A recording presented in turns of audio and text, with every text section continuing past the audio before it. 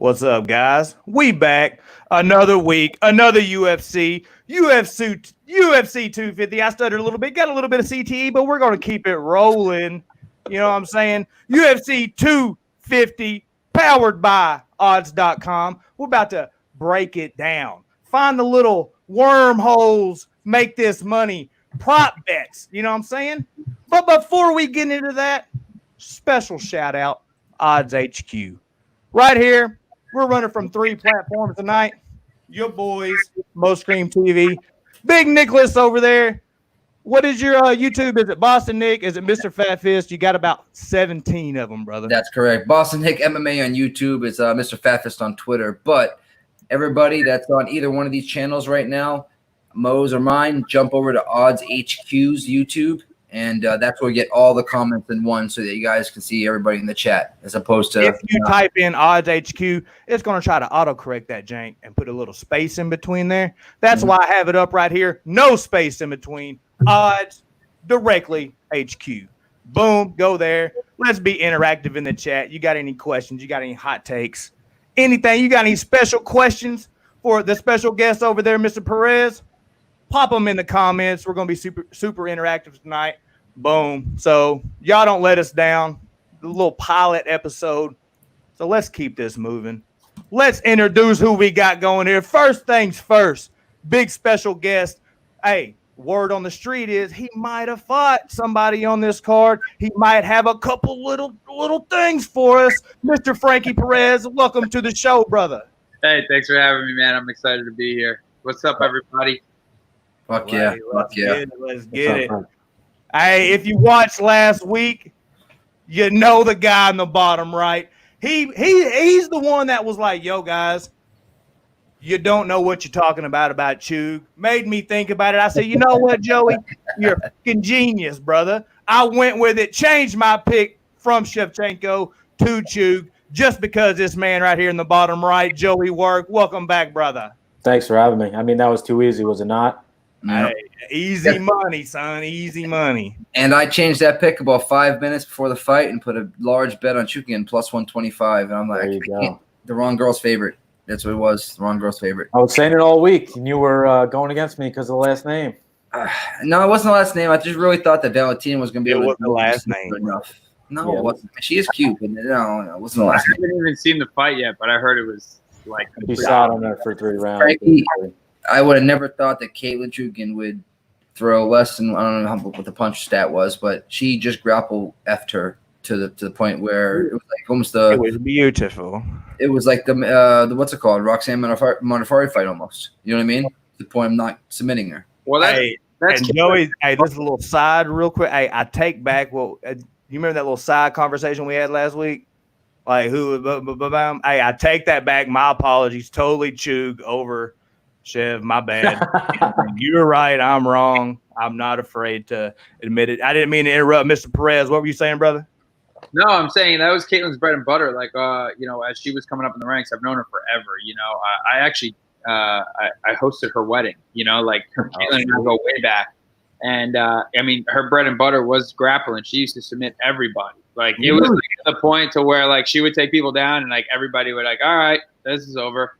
Like go to the concession stand because they knew it was a wrap. So, but I feel like the pressure that the UFC they don't physically put on you, but just the pressure of being at the UFC, everybody tends to, all right, now I got to be a stand-up fighter, now I got to be a knockout artist, because that's what draws, that's what people want. I want to be that person, and everybody tends to forget it. And Caitlin, her couple of losses were minuscule losses. They could have went either way, and her problem is she's not physically built like some of these women are. Like Valentina is built like a fucking freight train, Freight shithouse. Yep.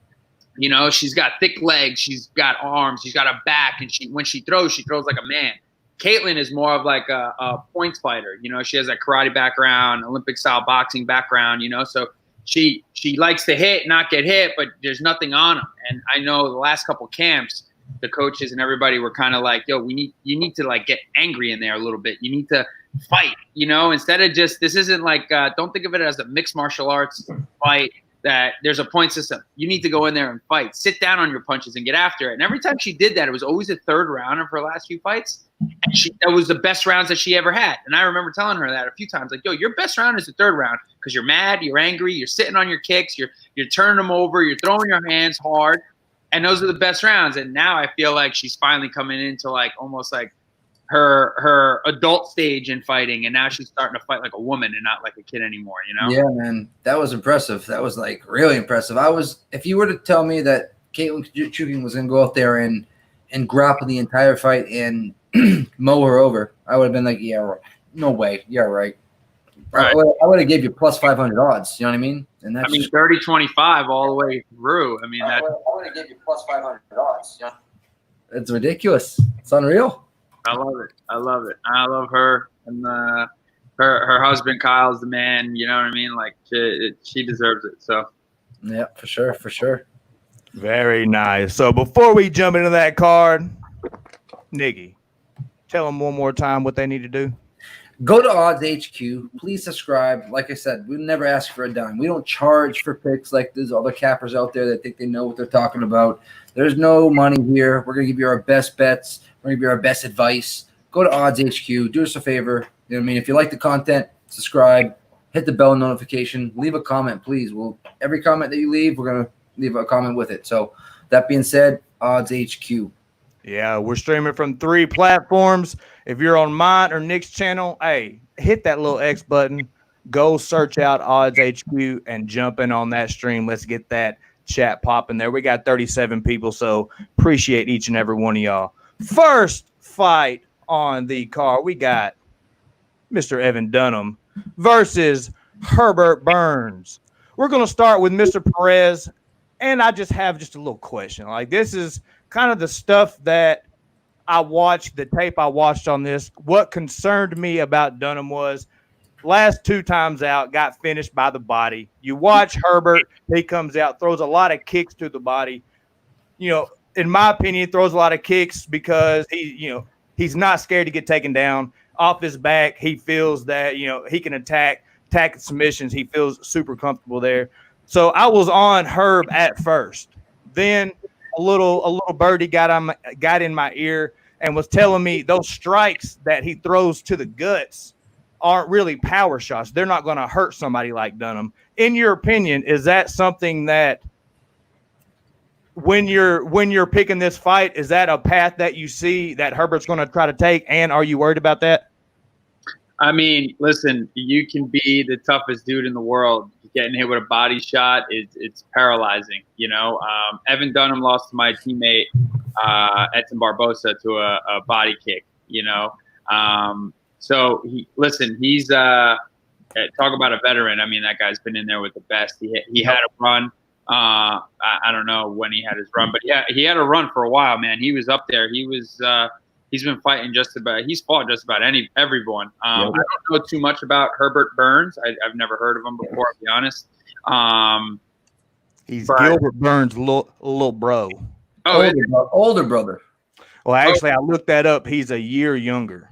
See, I knew you said that the other night. I'm like, yeah, Guru got me, bro. He got me. But he's a year younger. Hey, that shows do your own research, Mo. So I looked it up, a year younger. Twins. But he doesn't look as dangerous. He doesn't look like, to me, that he has that pop on his shots like Big Brother Gilbert does. So what I'm going to say is it's 2 ways this can go, right? Herbert Burns can take full advantage of fighting a veteran, like this and put him on a platform. Evan Dunham is probably a fight or 2 away from being done with the UFC, if he keeps getting taken out. So there's a lot on the line for him. So are they both coming off of losses right now? No, Burns is came off of a win. All right. So I'm gonna. Dude, the body is so hard to predict. Saying he's gonna get taken out with a body shot, but I'm gonna go with Dunham for this with a unanimous decision. Okay, very nice. Just because of seniority. There you go. Very nice. Your boy Mo. Joey, what you thinking about this fight? All right, so I got Evan Dunham. He is 18-8-1. His last fight was September 2018, so it was a year plus Oh, layoff here. my bad. I forgot the stats, bro. I got a lot of going in my mind. I Next got time around, we're dropping them stats first. My fault, I bro. got you. He's 3-2 last 5, 11-8 in the UFC. He's fought Cerrone, as Frankie mentioned, Cerrone, Ross Pearson, Barbosa, Rafael Dos Anjos, Beneil Darish, Rick Glenn. He's fought a lot of big names UFC fighters. Now we got Herbert Burns. He's 10-2. He's 32 years old, 5'9", 74-inch reach. He's 2-0 in the UFC, including his Contender Series fight. 4-1 last 5. He fought at one championship before the UFC. He has 10 wins, 1 by knockout, 7 by submission, and 2 by decision. And last 4 all were stopped in the first or second round. And the last 3 were all in the first round. So I would lean Herbert Burns within distance here. I haven't made an official play, but that's my lean. Joey, book it. Herbert Burns inside the distance. It's only because listen, Dunham, tough motherfucker. Excuse me for cursing, but I'm not excuse me. That being said, I just think it's the new age coming up. I think Dunham is 38, turned 39. Correct, right? And when was his last fight? September 2018. I mean 2019. I'm sorry. 2018. Okay. No, 2018. Yeah, it was 2 years ago. 2 years ago. Yeah. Yeah. So it's just tough. You're in a smaller cage, which he's never been in, and Gilbert Burns was in that cage, Contender Series wise, right? Pretty recently, right? Yes. I think it's another big advantage with that small cage being in there. I got to take Gilbert Burns inside the distance. I think it was -125 when I bet it. Mo was starting to lead me towards Dunham, and I love Dunham. I grew up watching him. I'm 36 years old. I can't do it right now. I just can't. But I don't blame anybody for sprinkling. Was it +3? Was it +2 something, right? No, it's +180 now. Oh, that's not – value's not there. Yeah. The reason that I was on old Herbie because of the whole path that I saw of him coming straight out and attacking the body a lot. Him being finished the past 2 times by body shots. That was my initial thought. Then I talked to old Guru, and Guru he's all over Dunham, and he's saying that he doesn't think that there's enough power on them kicks to the body that Dunham's he is going to be able to not really walk through those body shots, but he's going to be able to walk forward. His boxing's better. Herbert doesn't really have good boxing. He's more kick based, and he's the type of fighter that he doesn't flop to his back, but if you blow on him wrong, my man's going to flop to his back. And I just kind of think that Dunham's jiu-jitsu is good enough to where he's going to get in half, side control, something like that, and be able to have good enough top pressure to at least win 2 of the 3 rounds. I don't really see Burns subbing Dunham, but man, I don't fucking know. This is probably 2, maybe 3 of the fights that I'm a little nervous on. The other ones I'm fairly confident on. This one right here, I am up in the air right now. So I think if Dunham wins, he's going to win by decision. So, boom. Yeah, I mean, look at his 8 losses. His 8 losses, those guys were all those guys were in the top 10 at one point. You know what I mean? Yeah, a lot better competition. That's true. But they're not there now, right? No, but Dunham's also He's got over 10 years in the UFC at least. Oh yeah. I've been watching for years.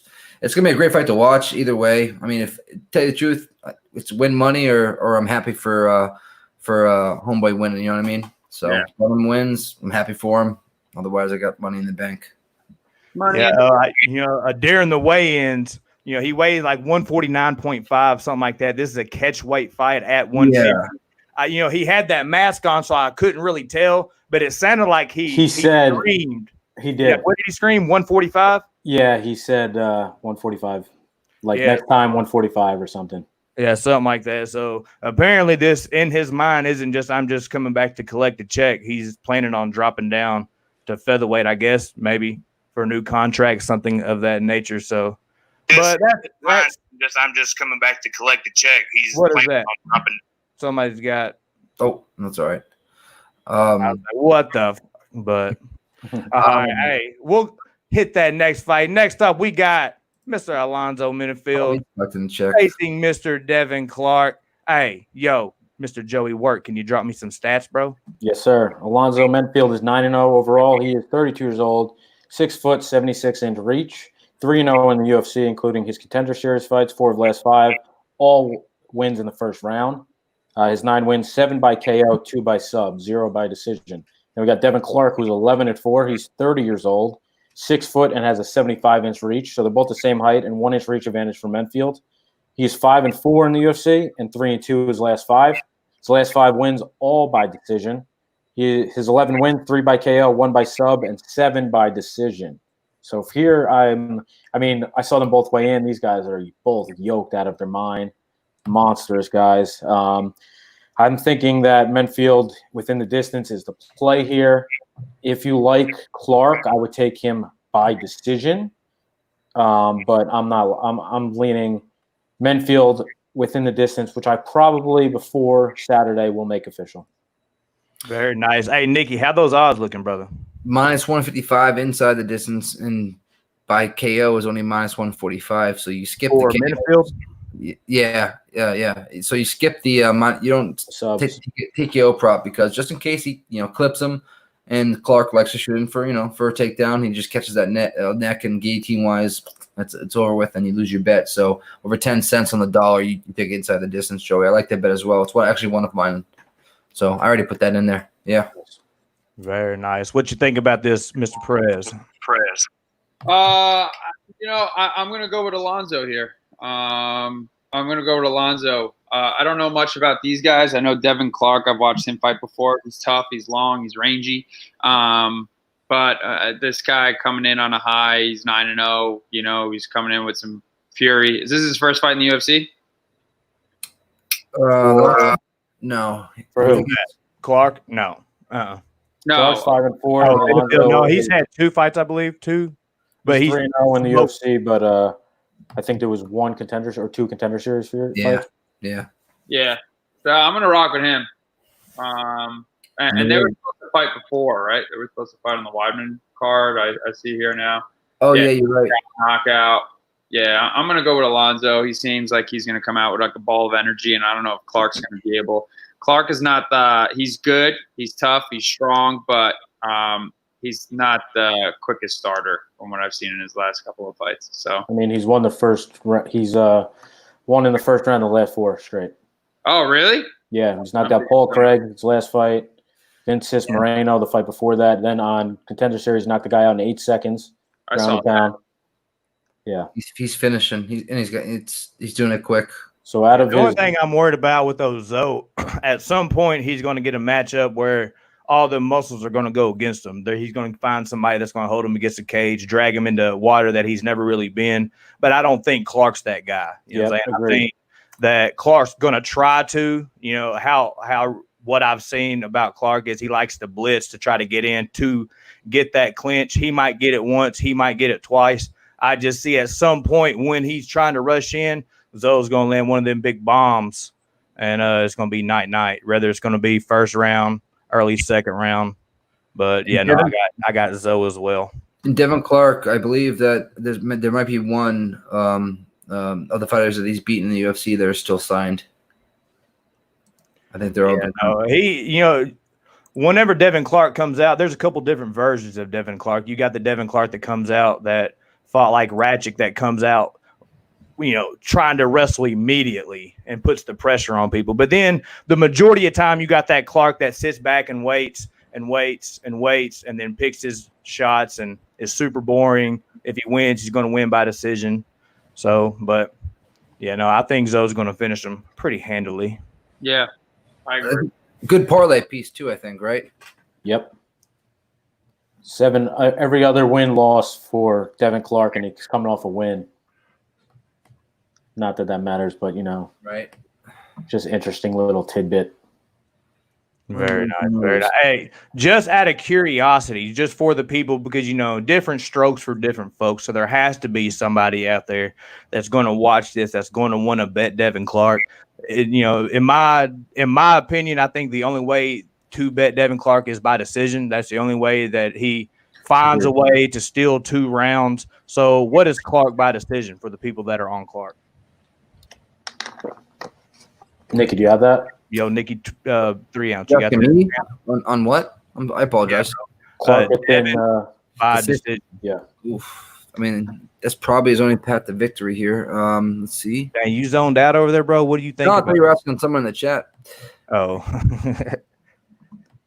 All right, so Clark by decision. Let's see what we got here. Jake or Beach Boss is saying he got on them both by submission is plus 1,200. Yeah, I think it's I sent that in Jimmy's chat. Minnifield by submission plus 1,700, but Clark by decision right now is 360. Yeah. Okay, yeah. No, I don't see him winning, but if he does win, I think that's the way he gets it done. I agree. Next up on the card, we got Mr. Jussier Formiga versus Mr. Alex Perez. Great match. Hey, Mr. Work, you got some stats on this, my brother? I do. So Mr. Formiga is 35 years old, 5'5", 67-inch reach. He is 23-7 overall, 9-6 in the UFC, 3-2 his last 5. He lost his last 2, so it's a big fight for him. His 23 wins, 10 by submission, 13 by decision. And then we got Alex Perez, the betting favorite right now. He is 23-5 overall, 28 years old, 5'6" and 65.5-inch reach, 6-1 in the UFC, 4-1 last 5. His 23 wins, 4 by knockout, 7 by submission, and 12 by decision.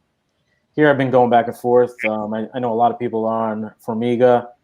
For me, it's Perez or pass. I just think, they both talk to me, Work. Hey, what did you see, brother? They both fought Benavidez, and I think Perez looked better in that one. I know he lost in the first round. It is what it is. Then he came back and beat Mark De La Rosa, who's an up-and-comer, and Jordan Espinoza. And I just feel like, this is a really big fight for him. Obviously, it's a really big fight for both of them, but I think Alex Perez gets it done. All right. I beg to differ, though. I think Formiga gets this one done. I mean, his grappling is obviously way better. Perez has great wrestling, yes, but he doesn't want to wrestle with Formiga. He'll some way get his back, somehow just transition into something. He wants to box. And I think that Formiga's striking is underrated as well. Not to mention the level of competition that Formiga has fought in. I mean, you got Deepson Figueiredo, who he beat, who has beaten Joe B, correct? He was a little bit overweight for that fight, but I mean, I don't know. I like him a lot here at plus odds. I think the wrong guy's favorite, so I'm taking the value here on Formiga. Nice. Ms. Perez, what you think about this, bro? I don't know. I think it says a lot that Joseph Benavidez knocked both these guys out, because I think, no offense, but I think Joe's stand-up is horrific. Yes, tell him about it, bro. I just think Benavidez's stand-up is horrific. I think his style is very weird and unorthodox. He gets hit a lot. If we all saw in his last fight, I mean, it wasn't even funny. I don't know much about Alex Perez. I know he's a little bit aggressive. I watched him fight once, but I know he's on a 2-fight win streak. And Formiga is he lost his last 2, one to Benavidez, right? And he lost to a decision, if I'm not wrong, right? Yep, unanimous decision to Brandon Moreno. Yeah, another one that's kind of like a journeyman. So I'm gonna pass on this one. I really don't know, man. I guess I don't know. I don't know who's gonna pull this one off. This is just because he's on a 2-fight win streak, I guess. Yeah. This is kind of a tough one to call because the tape that I watched, Alex comes out. He has pretty decent boxing, big overhand. He seems to want to get it to the mat though at some point. Some of the stuff I've seen, he likes to sit in half guard and just rain shit down. You know what I'm saying? And I don't think that he's going to have that path against Formiga. I think just at some point in time when it hits the mat, Formiga seems like he somehow is a magnet to the back and is going to try to find the mat. He's going to find the back. And kind of just to piggyback what you said about Joe B, I'm just not a big Joe B fan either. And Joe B super smoked Mr. Perez, Mr. Alex Perez. So I'm going to go with Formiga. And don't you get the dog money on Formiga too? Yeah, you're plus 112, I think, right now. I think I got him a little bit better. I got to check my account, but I think it was as high as like plus 115 or plus 120. Yeah, that's all gone now. The best again is plus 110. Yeah, plus 110. So, still dog money. on a fight that I think that Formiga should be the person that's not a dog. I think should be the slight favorite. So, I mean, he's beat Davis and Figueiredo. Look what Davis and Figueiredo just did to Joe B. So, I mean, not MMA math, you can't do that, but matchup-wise, I think it's a good matchup for Formiga. You got a good wrestler that likes to take people down. You don't want to do that with Formiga. He's forced to, stand up. Formiga can threaten in both angles, the stand up and the takedown or get it to the mat. So, I like Formiga dog odds, and I think he's got more ways to win. Very nice, very nice. Before we get into that next one, hey, Nikki, hey, how about you tell them what they need to do, bro? You need to subscribe over at Odds HQ and hit that bell notification. You never know when we're going to go live. We're actually going to be doing this a lot more, and I hope you like the content. If you do, subscribe, leave some comments on the bottom, and that's all we ask. We don't ask for money. We don't ask for money for picks like certain people. That being said, let's share these bookmakers, as Joey knows, right? Yes, sir. Bookmakers. That's right. We're streaming from 3 platforms right now. Your boy's channel, Nick's channel, and Odds HQ. But let's all try to migrate over there to Odds HQ. If you're on my channel, if you're on Nick's channel, hey, hit that little button. You see it right there, Odds HQ on the screen. Go over there, hit that subscribe button, that bell notification, click that video, and join this chat right over there. So just wanted to give that nice little healthy plug since this video is powered by odds.com. Shout out to the bosses of all bosses, Miss Cynthia, for making this happen. Yes, ma'am. So, hey, boy, you hanging around me more and more. You sounding like me when you talk now. No, I just like to copy you. It's kind of funny. The ma'am. Hey, you go fuck yourself, bro. Next up, hey, we got Mr. Charles Bird. Hey, is it Maki or Makey or Joey? Is it Maki? Yeah, Patolo. I think Maki. Maki, okay. Right. Mr. Frankie, correct, is Maki. Hey, Mr. Work, you got some stats on this fight, bro? I do. So Charles Bird, he is 36 years old, 5'10", 73-inch reach. He is 10-6 overall, 3-2 in the UFC, and is in his last 5, including his Contender Series fight. His last 5, none of them made it into the 3rd round. His 10 wins, 3 by KO, 5 by submission, and 2 by decision. Now, Maki Pitiolo, 12-5. He's 29 years old, 5'10", 73.5-inch reach. So these guys exact same height, a half-inch reach advantage for Maki. 1-1 in the UFC, including his Contender Series fight. 3-2 last 5. 1 of his last 5 went the final distance. Out of his 12 wins, 6 by knockout, 3 by submission, 3 by decision. For here, I was leaning Charles Bird, but I don't know if I could lay 175-ish is like the lowest price I got. Not sure I could lay. It might be a parlay. Right now. 165. 165 might be a parlay piece, but I haven't made a decision on this one yet. I thought Charles would be a little bigger during the weigh-in, but they look pretty much equal in. I hear you. Callum Potter just got done beating the brakes and on Patolo, and I mean Callum Potter is he's nobody to write home about. I mean, if you don't like that odds, you can take him inside the distance, something like that. But I don't mind minus 165 at all. I think he should be more like around a minus 200. So, I mean, it's obvious I like Bird here. Yep. What are you thinking, Frankie?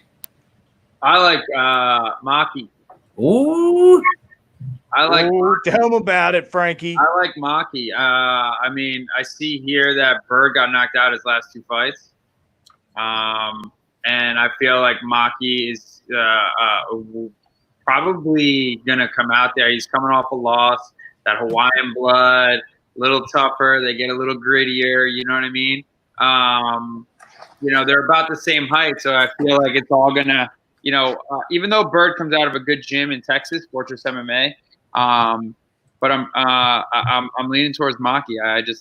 I have a good feeling about that Hawaiian blood coming out a little bit more aggressive. Bird been knocked out twice.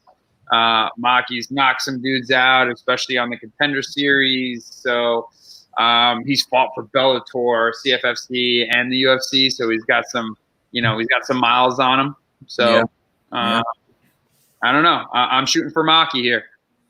Okay. Very nice. Yeah, no, he can definitely get the knockout, in my opinion. If he gets the knockout, it'll probably be around the 3rd. How I see this fight going down, I see Bird coming out. Majority of the time you watch tape on him, he's coming out. He's looking for that takedown within the first minute. He he likes to stick with that. And sometimes it's good, sometimes it's bad. Sometimes it works for him, sometimes it tires him out. If Magny can stuff the takedown, make him work, a couple little things, just like Nick said with Mr. Potter. If you watch tape on Potter and then you compare him to Bird seems like he's a better version of what Potter does. In the grappling, he likes to press forward with big, long straights. I saw Magny, he likes to lean back a lot. Instead of slipping from left to right, he likes to lean straight back. Seen him get caught a couple times on that. He stays on the center line too much. What's that? Stays on that center line too much. Yeah. My pick is Bird, probably by decision. I think he's going to be able to. No. I just talked myself at it. I got probably Bird inside the distance. I wouldn't bet this because Magny could come out and get the knockout. He has a lot of volume. Kind of reminds me of a Diaz striker in the sense that he throws like a couple at like 20-30% and then lights up hard on that third one. He could shit my apple pie. He could shit my apple pie. Oh yeah, he can screw the pooch for sure. Yeah. So if you're betting Magny, I'd bet him. If you want to get real specific, you can bet him third round finish. But maybe inside the distance for Magny. Maybe if Bird doesn't get too gas, he could bank, the first round, the second round, even if he gets swamped in the third. But my pick is Bird. Not super confident on it though. But the pick is Bird. Yeah. It's a 70-30 for me. I'm 70% on Bird, 30%. Yeah, that's good. That's a good little number. Right. So let's see. Any chat questions that we want to bring up here? Yeah, no. Go ahead and. Only Coconut Bombs wins if he lands a bomb. If not, I like Bird. No pun intended. No pun intended. Exactly.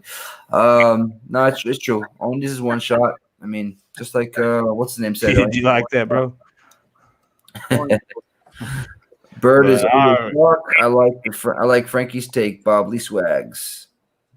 Yeah, right, the chat's popping. Appreciate each and every one of y'all for rocking with us. Y'all could be anywhere on this Friday night, but y'all are deciding to rock with us. So, hey, I know the majority of the crowd here because we got pretty boy Frankie Perez in the building over there, Jack City. Y'all saw the thumbnail. You're welcome. So, yeah, no. So I appreciate y'all rocking with us. If you could, smash that like button. That's how YouTube knows that, hey, y'all like what we're doing over here. And also, for the 18th time, go over to Odds HQ. Make sure we're showing them some love over there as well.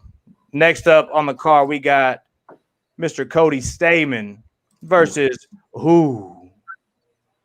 I think we might have to save some stats for a half brief second, Mr. Work, and go straight to Mr. Perez. We got Boom Kelleher up. Hey, what you think about this fight, Mr. Perez? I like this fight, man. Kelleher, I feel, is like really coming into his own right now. He's a friend of mine. He's from Long Island, got a lot of fights. He's been around for quite a while. Him and I have a future past.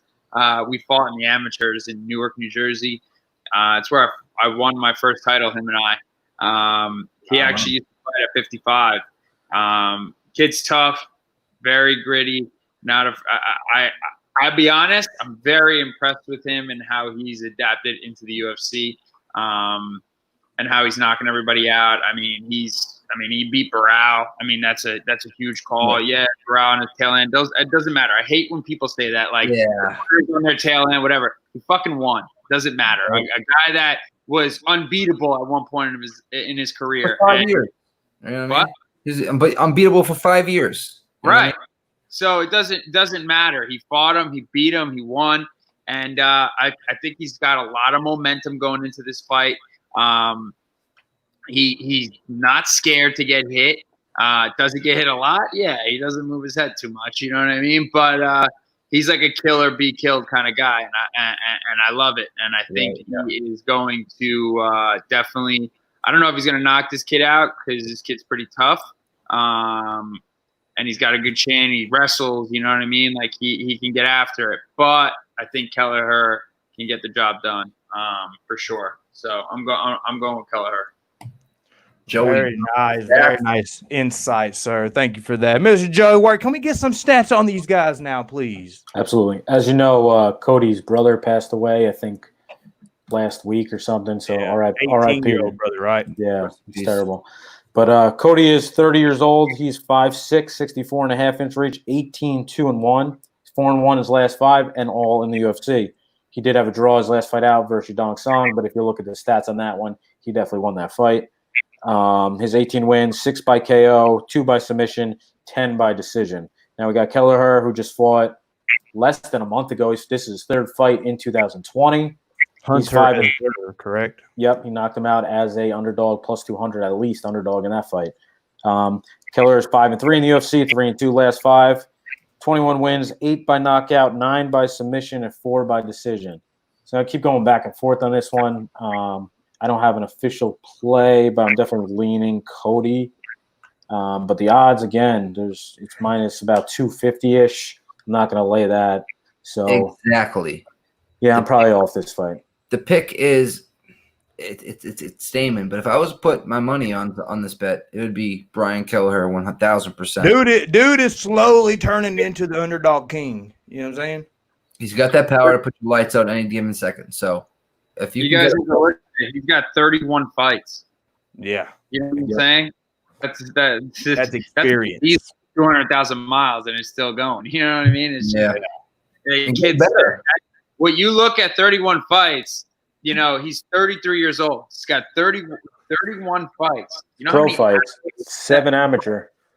You know how many hours that is in there? You know what I'm saying? That's what you have to take into this. Like, yeah, you can be young and sharp and full of fucking energy, ready to go after there, but 31 fights, like, talk about time, energy, just fight IQ alone, what this kid has. You know what I mean? And the grit and the fact that he knows when to turn the switch on and saying, it's me or you, buddy. You know what I mean? Like, that's that be able to turn that switch on whenever it's like, yo, I'm down 2 rounds. Now I got to go after it and get the knockout. Like, Kelleher is that guy. Yeah. Cody washes him for 2 rounds. Kelleher is able to turn it up in the 3rd round and leave it all out there for sure and be able to knock this kid out. That could be dangerous for Cody. If he wins the first 2 rounds, that's a dangerous Kelleher in the 3rd, right? Yeah, he's that kind of fighter, man. That's the guy that, like, you can put your money on the pretty boy, the new up-and-coming guy. But Kelleher's the guy you don't want to fight because that's the dude that he's always there. He's going to make you work for that win every minute of that fight. You know what I'm saying? And he's the guy that after you're done fighting him, please, God, I hope I don't get to run into this guy again. You know what I mean? Right. That's the guy he is.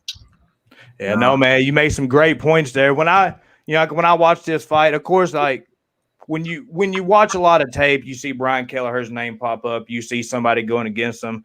I don't know if it's just me, but I kind of just already without looking at odds, I'm like, okay, well, Kelleher's going to be the dog. People seem to write off Kelleher, but I always appreciate there's certain fighters that have like that WWE finishing move that once they hit it, it's a wrap. And I think that he has one of those finishing moves in that old guillotine that he has. You know, and how a lot of people catch that guillotine is when people shoot in on doubles, shoot in on singles, have their head on the wrong side. They get rocked. They get, a little gassed, something like that. So Kelleher, in my opinion, could definitely snatch up that neck. One of the things I think is you can't help but to put into consideration here, even though it's, not a good topic, not a fun topic, but with Cody Stamann's brother passing away. So yeah, we just saw this with Walt. A lot probably different circumstances, daughter, 19 years old, brother, 18 years old. Who knows if it feels the same or, how it feels. But, Walt came out and looked good. He came out, smoked, dude. It's just Overeem. He's got that experience. He gassed himself out. Overeem got up, took advantage of it. Wham, bam. Thank you, ma'am. In y'all opinion, do you think that Cody's going to come out? Because Cody's normally wrestles, looks for that decision. Do you think that this is a time that maybe Cody could come out and get a TKO, could come out looking for a finish to avenge his brother type situation? Or you think we're going to see the same Cody come out looking for a decision? I honestly think that he's going to get the win no matter whatever he has to do. So I think he's going to his game plan. And You think he's just going to come out and wrestle him? Yeah, grapple him. And, I mean, he knows what he's good at. You know what I mean? Brian knows what he's good at. And I know that Stamann knows what Brian's good at. So I think that that he tries to stick to his game plan. If he doesn't, he's in big trouble. He's in big trouble. Yeah, Kelleher has good leg kicks, switches stances from, decent range, good kicks, pretty good BJJ, pretty good wrestling, really good guillotine. He's got some real skills. I'm just, from the stuff I saw, I'm going to go Cody Stamann by decision. So what are these odds looking like, Nikki? What's old Stamann by decision? Stamann by decision right now, currently. Let's break down. How do we see the path of these guys winning? Minus 120, and that's if I don't get plus odds on something like that, it ain't worth it. Minus Big 120. Joey, what you thinking on these odds, brother? Something catch your eye, or is this a hard pass for you? Or? Yeah, this is a pass right now. It's at the line I can't take minus 250. It might be dog or pass. Yeah, it's dog or pass. Absolutely, that's exactly it. Very nice. Is Mr. Stamann a little parlay piece, you think, or still you don't get enough juice on it? Possibly, but I'm probably not. I'd rather take. He shit on my app. This guy, Brian Kelleher, shit on my apple pie against Hunter Reserve. So he's done mine in the past too. He fucked both my pies up last. You know what I'm saying? Yeah. You can't call him. You can't bet against this guy. You can't call him quits. You know what I'm saying? And a guy like Cody. He's going to wrestle the first 2 rounds or whatever when he can, but when he gets tired, man, that's when Kelleher turns on. You know what I'm saying? Like, listen, when I was an amateur, when Kelleher and I fought, okay, I beat him up the first 2 rounds. Like, it wasn't even close. And he came out and dropped me in the 3rd. And I saw stars. I was hurt. He won the 3rd round. First time ever I got dropped. And I remember when this kid got on the scale, his back was so big. And he was ripped up, and he came from a karate school. And I'm like, what the hell had come from karate school? And he shot on me, actually. He was shooting on me. So, Kelleher's not great at anything, but he's decent at a lot of things. You know what I mean? The best thing that Kelleher's got is his heart and his grit. You know what I mean? And it's just – he's got power too, right? He's got that power too. He's got the power. It's not even power with him. He just puts the shots, and – he's not afraid to get hit 3 times, and he'll hit you, one. Let him get one off. You know what I mean? Like that's he's so durable, and he's not gonna have to worry about that with Cody. I don't see it happening. Trade 2 to get 1, right? Yeah. All right, there you go. You heard it from the man himself, Mr. Frankie. Hey, he ain't gonna be mad at you if you put a little sprinkle on the dog, Mr. Kelleher. So next up, let's see. We got one, boys, that I thought we had a little late notice replacement, but I guess they decided to let him fight. We got Hainish versus GM3 himself. Mr. Work, you got some stats on this, my brother? Yep. Hainish is 13-3 overall, 31 years old, 5'11", 72-inch reach, 3-2 in his last 5 and in the UFC. His last 4 all went to decision. His 13 wins, 4 by knockout, 2 by submission, and 7 by decision. Now we got Mershart, 31-12. He is 6-4 in the UFC, 2-3 last 5. Last 13 fights that he won have all been stopped before the final bell. His last fight, he was gassed, but he won. He got a rear naked choke. I'm pretty sure it was in the 3rd to Duran win. Yeah. Yep. So he choked him out in the 3rd, but he was gassed in that fight, and they were going back and forth throwing bows. I remember this clearly because it was about 3 months ago, and they were going back and forth throwing bows. I think if that happens, so he has 31 wins, 6 by knockout, 23 by submission, 2 by decision. I think if that happens, if he's throwing back and forth with Hainish, it's a recipe for disaster. I think Hainish wins. Have minus 120. I'm going to make that one official. By decision or inside, do you think? I'll just take minus 120 the money line. I don't even need to mess with any of that. Because he's been decision in his 4 UFC fights, all by decision, Ian Hainish. You got 2 wins, 2 losses. Come off 2 losses before that 2 wins. Yep, that makes sense. That correlates with Mershart's last 13 fights that he won have all been stopped before decision. So it does correlate. What's the odds we get at him within the distance? All right, let's see. Hopefully it spices up a little bit. It's got to be plus money. It better be. No, it has to be minus 120. It's got to be plus money. Yeah. Probably slightly plus. By KO, you can get Mershard at over 1,000.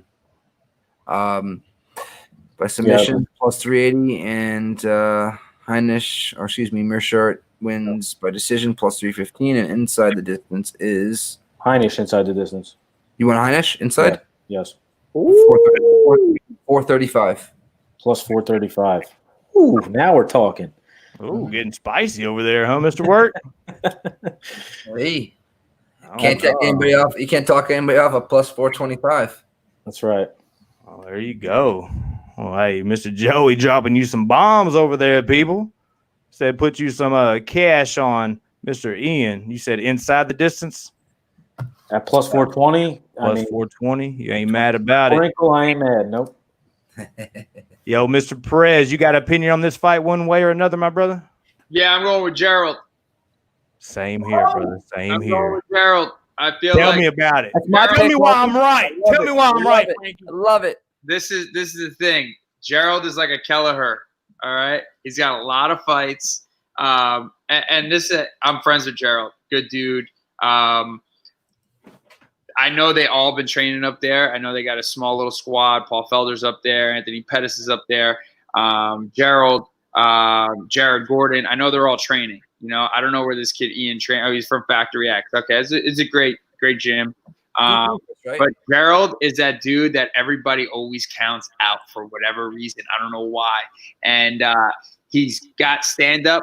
He can wrestle. He's durable. You know, he's improving too. Yes, and has he been put away? Yes, but he has 43 fights. You know what I mean? And there's a couple of fights that he was on his way out and somehow fought his way back. I don't know, man. I'm going to be a little biased with this one, even though Gerald's my boy. But I like Gerald with this. I like Gerald, and I like Gerald. Make good a point though, because listen, Ian Hainish has not finished anybody in his 4 UFC debuts, and if you're going to beat Gerald Mershard, you're probably going to have to finish him. You know what I mean? You have to. You have to, and you got to fight him. You got to fight him. You know what I mean? Like, he's always going to be in your face. Look, his last win, they put Darion on him, right? Darion win, yeah. You know, that was the new protege, right? That everybody was counting Gerald out. And Daniel Cormier's little protege. Yep. Me is going to come out. And Darion is good. Don't get me wrong. He's lazy and he needs to cut some fucking weight. There's no way he should be a 155. What? He should be a 155. Yeah, bro.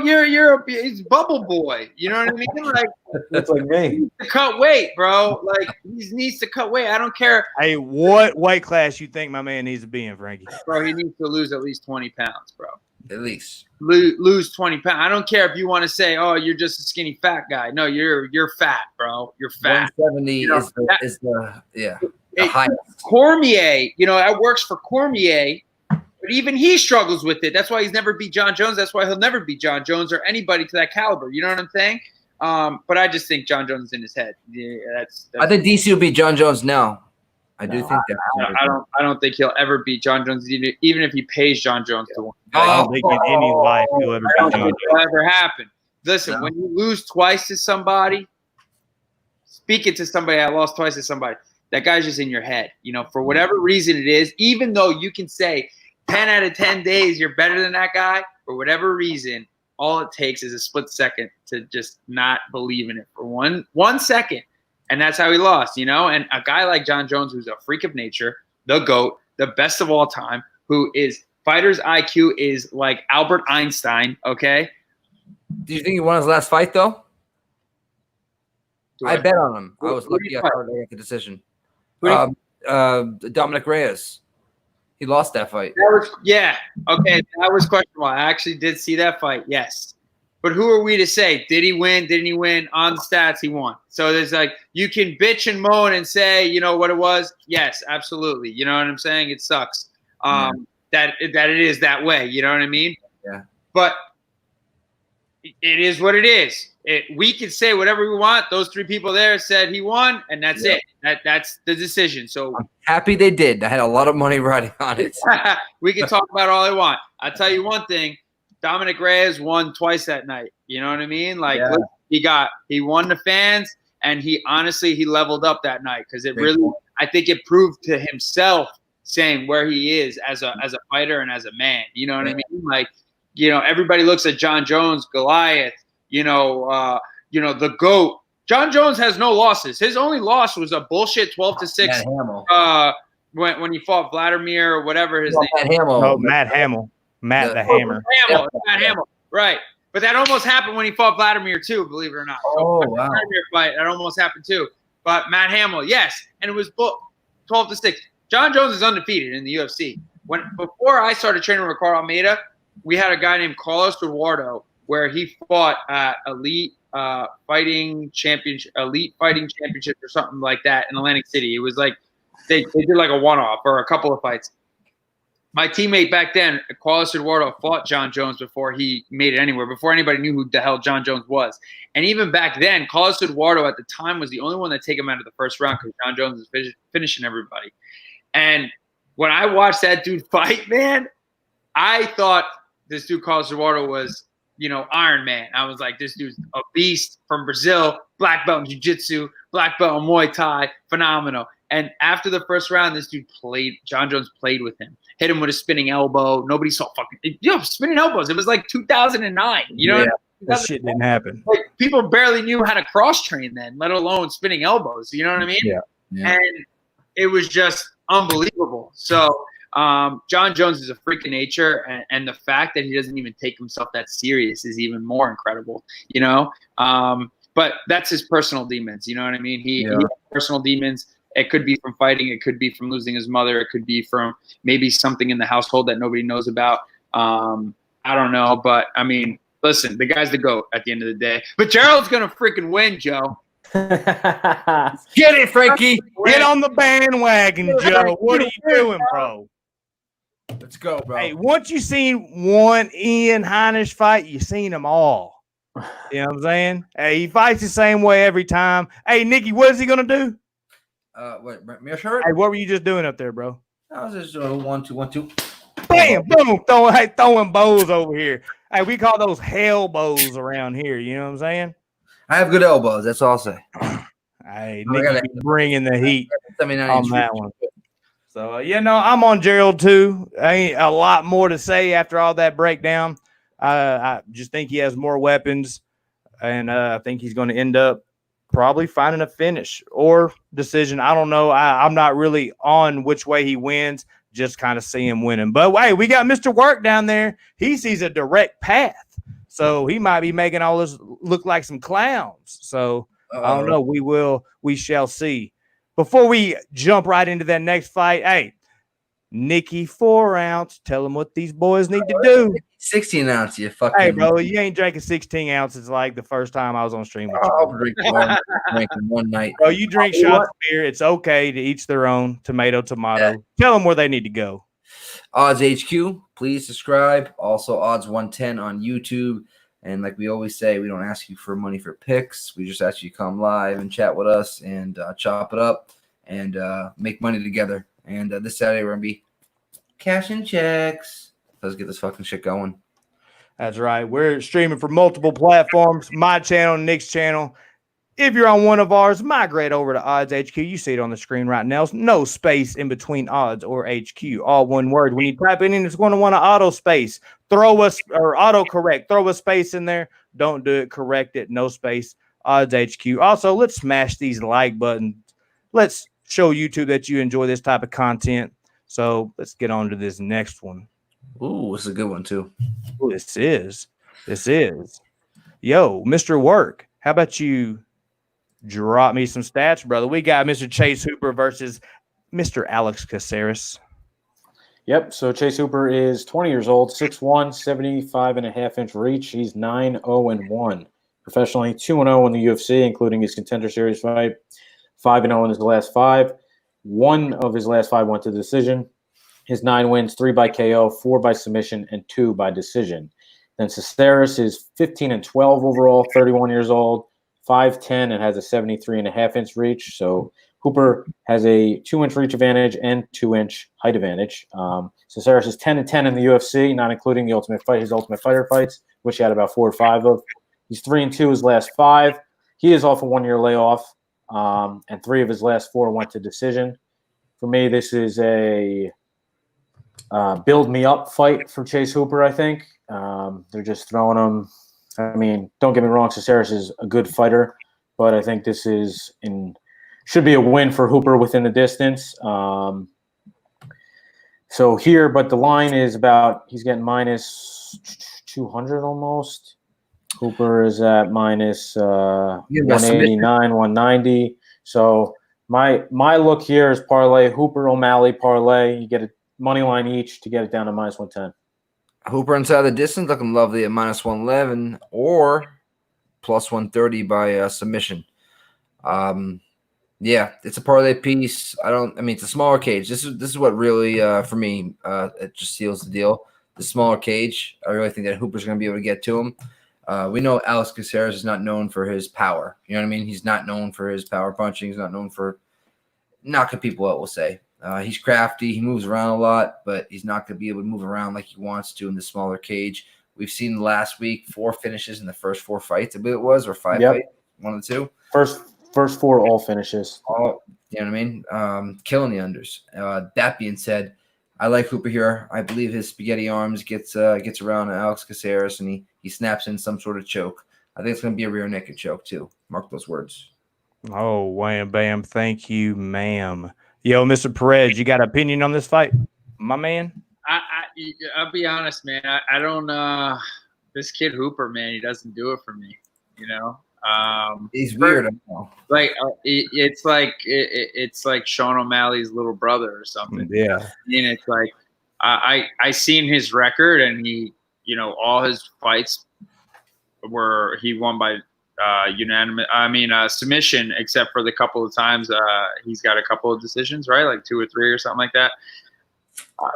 Caceres doesn't like to fight, you know what I mean? He's like a points fighter, like karate style. He messes around a lot. Like he doesn't really get after it. Like have you ever seen Alex Caceres in like a bloody war? No, you know? No, never. You know, so he's a stick and move kind of guy. Yeah, and he's super boring. And you know, I think I'm just gonna watch this one. I mean, the kid Hooper, he's got jiu-jitsu, he's tough, but I just think he's he's too young. Frankie, you think that smaller cage is going to pay dividends for Hooper? You know what I mean? Be able to absolutely. I mean, it's a 24-foot cage. I mean, it is what it is. I mean, the 6 feet really doesn't make that big of a difference. You can still move, but it looks smaller on TV for us. But yeah, that's a question for you. Like, how much of a difference does it really make? I mean, listen, I fought in a 20-foot cage, and that was like bring your bell punch. You know what I mean? Like, yeah, like stock and rock. Kelleher actually was a small cage like that. So I mean, there's smaller cages. I mean, the 24-foot cage just looks tiny because it's in the apex. It's a 24-footer. It's not a 30, and you're not in a stadium. You know what I mean? But 24-foot cage is big. Joey's been in one. You know what I mean? And it's not small. I mean, you'll still be able to move and work, and you know, you definitely have a lot. It's crazy that it's only 6 feet, but you know, the octagon, the 30-footer, definitely has a lot more real estate. Yeah. But I mean, Alex likes to move. That's what I'm saying. Like, I mean, I could definitely see Hooper just being able to once he gets his hands on him. It seems like a very developed, like skinny, strong guy. You know what I mean? Yeah. It uses his leverage. Like he feels like he's got good grip strength. Like he's been doing his thing since he was 13, trying to figure it out, you know, about and stuff. You know what I mean? So got it developed. Yeah. Yeah. And his jiu-jitsu strength, you know. So I don't know. I mean, I guess I'll go with him by submission, but I'm not sold on this kid yet. Maybe a UFC setup fight too for Hooper. Yeah. Also, I mean, you kind of saw this with the whole Crone too. You know, the whole Gracie. You know, like they brought him in. They were like, we know what my man's good at. Who can we match him up with? Make him look. You know, this is Gracie. We're talking about lineage here. You know what I'm saying? We got Alex Caceres. Come on down. He comes out. He throws a jab. Crone just slips it, gets that body lock, and that's all it took. He just drove to the gram, wham, bam. So, and then you watch tape on Hooper.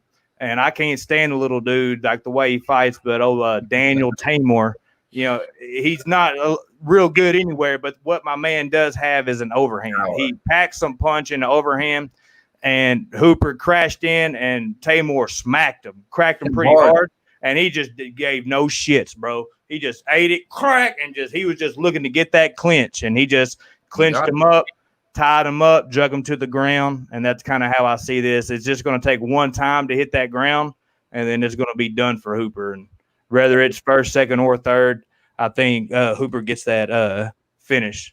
Yeah, I think it's good watching the UFC actually set a fighter, not set a fighter up, but actually build a fighter like Hooper. You know what I mean? Before it was every man for himself. You know what I mean? Yeah. So O'Malley. Yep. Now that people make their name on the Contender Series, I feel like there's a lot of guys from there that they try to build up. Snoop Dogg made O'Malley famous. Well, UFC, what a lot of people don't know, they have a development program. So if they think that you're decent, whatever, they'll set you up with a team, put you through the development program, and build you up mentally, physically, and then have you fight for the Contender Series again or whatever, bring you in. Even when they put O'Malley in, they put him through that development program too. So, but O'Malley, I'm excited to talk about that one. And fighters also, Frankie, that didn't get the contract, right? They'll bring them through that development program to develop them, right? Yep. So that's fine. Okay. Which is nice, Yeah. Hell yeah. I mean, what's developed from 2099, 98 now is in 20 years, what UFC and MMA has become, as opposed to NFL that's been going on in MLB for 100 years. Yep. It's ridiculous. Yeah, well, not a career; it's a business. It's not just attraction anymore. Bam, hit it. Boom. Hey, if somebody's gonna bet this fight, in what's y'all's opinion? How do you go about it? Are you just betting straight up? We looking at some prop bets. Joey, does anything took your pickle on this one right here, my brother? Hooper within the distance or Hooper money line with O'Malley money line parlay at -110. I'm making that one official, but maybe I'll do within the distance as well. Okay, dropping that knowledge. What you think about this, Nick? I'm loving it. I'm loving it. He's Mickey D's. I'm loving it. Copy and paste that as we speak. Okay, but yeah, I had the same thing here. I like him inside the distance. Just in case he gets mount and whatnot and doesn't get that sub and just rains down weak punches like we've seen him do, and the ref just stops it. You know what I mean? I can see that happening as well. So I'm not gonna, over 20 cents, I think it is. I'm not going to waste a bet. But also, I mean, I like him in a parlay as well. I wouldn't mind him Chase Hooper in a parlay at -185 ish. I think it's going to come down before fight time now. I think some people are going to jump on Alex. All the casuals are going to end up jumping on Alex Caceres. I know that for a fact. You think so, huh? You think somebody? Hey, they're itching to bet on something, huh? They like the dogs, so and they know his name because he's 15-12 and been around for a while. They're like, boom, my man right here. And then look at Chase Hooper. This kid, look, what the hell has he got? You know what I mean? He's got talking about eating Skittles and shit. You know what I'm saying? Right. You know what I mean? He's Ben Askren's older brother or younger brother, and Ben Askren is no longer. So, you know what I mean? Wham bam. Hey, next up on the call, we got Sugar Sean O'Malley. I know Mr. Perez is ready to talk about this fight versus the veteran Eddie Wineland. Hey, before we shoot it though, Mr. Perez, Mr. Ward, can you drop me some stats on this fight, please, sir? Yep, Sean O'Malley, he's 11-0 overall, 25 years old, 5'11", and has a 72-inch reach. He's 3-0 in the UFC, including the Ultimate Fighter and his Contender Series fight. His 11 wins, 6 by knockout, 2 by submission, and 3 by decision. And we got Eddie Wineland, who's 35 years old, 10 years older, 5'7", and has a 69-inch reach. So O'Malley has a 4-inch height advantage and 3-inch reach advantage. Wineland is 6-7 in the UFC, 3-2 his last 5. He is 24 wins, 14 by knockout, 5 by submission, and 4 by decision. And the last time he fought was exactly 1 year ago. My pick only is O'Malley. O'Malley minus 490. I would not tell my sister to bet on that. So you have to use him as a parlay piece. I hope you wouldn't tell your sister to bet on that. Jesus. It's pretty funny because this is a little side note. I had someone in my DMs who is another UFC bettor, and he said max bet Sean O'Malley minus 500. But yeah, I never answered that one. But so my advice is Hooper, O'Malley, moneyline parlay -110. Take it. Ooh, spicy. Dropping some little nuggets over there. I got some bombs in this one. Hey. You just hold that little horses over there, my man. You just take a little break, get you a little 4-ounce beer, and let Mr. Perez That's in there, tell Mom. us what he thinks about this fight. Princess. I like O'Malley too, man. I think he's finally starting to come into himself. I think he's grown. He put some weight on in that time off. Eddie Wineland is a vet, so this is his first big test. You know, this is going to be his first big test with a guy that he's fought the best to. You know, he had a run. Did he have a title at WEC? Yes.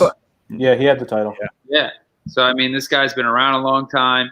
I'm sure he's pissed off that they're putting this young jock on him. You know, but I think it's a great matchup. I'm excited for this one. I think this one could be one of the fights of one of the best fights of the night. And I'm shooting for O'Malley. Right. I think O'Malley's going to put it together. I think he's confident. I like the fact, now that you see him at weigh-ins, he's not like a skinny little kid anymore. You know, he's starting to put some mass on him. You know, and I think with his last fight, you just saw the confidence come through after he won. He didn't even celebrate. He was just like meant to be there almost. You know, and this game is 80% mine.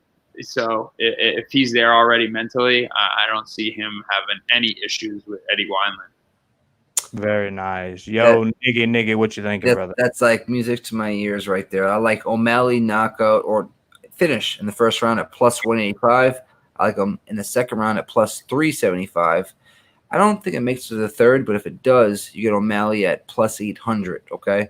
But I also think you should bet inside the distance at -150, I think it is, which is kind of ridiculous in my opinion. O'Malley, let's see here. Inside the distance is exactly -150. That's I'm putting 3 units on that probably, and then a couple quarter units on both the second and third round and the first round. There you go. A little spicy little nugget for y'all. You're way bigger than this dude too. Way bigger. Oh, yeah. That's one thing I was gonna say. You can just tell, and also just his stance too even makes him even bigger than what he even looks anyway. Yeah. I mean, O'Malley, he stands real wide, and he just got that long reach. Big dude, was he 5'11", 135? You know, he's a pretty big dude for the weight class. Well, I think Sugar Sean all day. Yeah, I'm with you. I think in 5 years, O'Malley's up. In less than 5 years, O'Malley's up at featherweight. Yeah, this is definitely right? we talked about with Hooper, that UFC's putting that backpack on my man. They want to put that battery in his back, and because I mean, dude's a star. You know, he has to do his part. You know what I'm saying? He's got to knock down whoever they put in front of him. But my man does have the selling power to be a star. So I think we're all unanimous on that one. Catch those big odds, boys, in the chat. Second round, first round. I mean, you're getting good odds. Also, not in the distance. So yeah, I mean, how many times has Wineland been stopped? Not that many, is it? Probably not that many, but he's fighting O'Malley, and that's just that. Yeah, you know, he's a little bit older too. It seems like he fights with his hands down. He has great boxing. It's just at some point in time that age and speed don't really go too well together against somebody as dangerous as Sean. That's just what I'm thinking. That's why I'm kind of hard on Sean. Yeah, his last loss that he got stopped on was when he fought Barral, and that was a spinning back kick to the face. You know what I mean? No, I tell you, no one. You know, I don't know. I mean, the thing about O'Malley now, he throws a lot of volume. You know what I mean? So is that going to get spins too, right? A lot of spins, but the spins really don't have anything on it. Yeah, I think that last guy he fought, man. What's the last guy? Quinones, he's not bad. Jose Quinones. He smoked his boot. Yeah, the one dude he like pushed on the floor. Yeah, it was that guy. That fight didn't even look right. I hear you. You're gonna tell me watch that fight again. He like hit him with a slap. He pushed him on the floor, and then the guy he threw that kick, that head kick. It didn't even land flush, and then the guy just looked like he wanted out. You know what I mean? Yeah. No, I hear you. But Eddie, when's the last time Eddie fought? Does anybody know? Yeah, a year ago. A year ago, and before that, was he pretty active? He fights like once a year, about doesn't he? Yeah, this might be a paycheck thing. Yeah, basically he's fought 1 year, then before that was another year. Yes, sir. Yes, sir. Well, next up, I'm curious to hear everybody's breakdown on this one. I did end up changing my pick on this one right here. We got Neil Magny versus Anthony Rocco Martin. I had to change, bro. Just my mind was thinking. I couldn't sleep about it. I was fucking tossing and turning. Kept seeing fucking Neil Magny every time I closed my fucking eyes. And I did not want to fucking lose by going against Neil Magny. You can, hey, suck guy. And Yeah, hey, I'm man enough to admit it. But what's really going to piss me off is when fucking Rocco comes out and wins. But yeah, now I switched my pick to Neil. Hey, Mr. Work, you got some stats you could drop on this one? Yep, Neil Magny, 32 years old, 6'3", 80-inch reach. He's 22-7 overall, 15-6 in the UFC, 3-2 his last 5. He fought a lot of big names: Carlos Condon, Rafael Dos Anjos, Johnny Hendricks, Hector Lombard, Kevin Gastelum, Damian Maia. His 22 wins, 7 by knockout, 3 by submission, and 15 by decision. Then we got Anthony Rocco Martin, 17-5. He's 30 years old, 6 foot and 73.5-inch reach. So Magny has a 7-inch reach advantage and 3-inch height advantage. He's 9-5 in the UFC, 4-1 last 5. His last 3 all went to decision. And his 17 wins, 1 by knockout, 9 by submission, and 7 by decision. I know it's really hard to knock out Anthony Rocco Martin himself. His last loss was Damian Maia. And then, I mean, he hasn't been knocked out since 2015. Well, he's got a rear naked choke loss in 2015. But he's never been knocked out. So I don't expect Neil Magny. I mean, I was leading Neil Magny all week. Then I had talked with my boy Matty Money. His best bet was Rocco Martin at plus money. So shit, don't tell me you're taking Rocco, bro. So I'm undecisive on this one. Indecisive. I'm going back and forth, but see, that's me. This is that fight on that card that I'm even a little bit more comfortable on the Aljo Stamann or not Stamann, Sandhagen than I am on this one. I keep going back and forth big time on this one. Yeah, 8-inch reach advantage for Magny, number 1. Okay. You got Rocco come up. This is his 3rd or 4th fight at 170. Right now, you get Magny at minus 125. He was minus 1. So much money coming in on Rocco Martin right now, and I don't understand it. Magny at minus 125 is a steal, in my opinion. How he looked against Jingling Lee, how you pronounce his name, excuse me, was amazing. You know what I mean? The only thing that Mo brought up the other night was his leg kicks. Yeah. Bro, you can't discount those, bro. After just what we saw last week. But what I'm saying is, in that smaller cage as well, it's going to be hard to chop that tree down because, I mean, you got Neil with that 8-inch reach. He's going to be hitting him with that jab all day long.